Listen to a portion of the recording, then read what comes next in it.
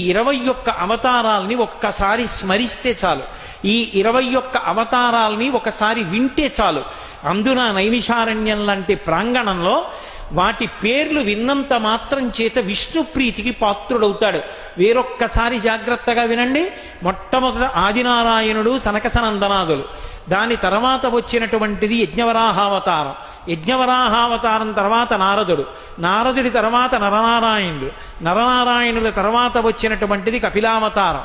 కపిలావతారం తర్వాత దత్తాత్రేయావతారం. దత్తాత్రేయావతారం తర్వాత యజ్ఞావతారం. యజ్ఞుని యొక్క అవతారం తర్వాత వృషభావతారం. వృషభావతారం తర్వాత వచ్చింది పృథుమహారాజు గారి అవతారం. పృథుమహారాజు గారి అవతారం తర్వాత వచ్చినటువంటి అవతారం మత్స్యావతారం. తర్వాత కూర్మావతారం. తర్వాత ధన్వంతరి. తర్వాత మోహిని. తర్వాత నరసింహుడు. తర్వాత వామనమూర్తి. తర్వాత పరశురాముడు.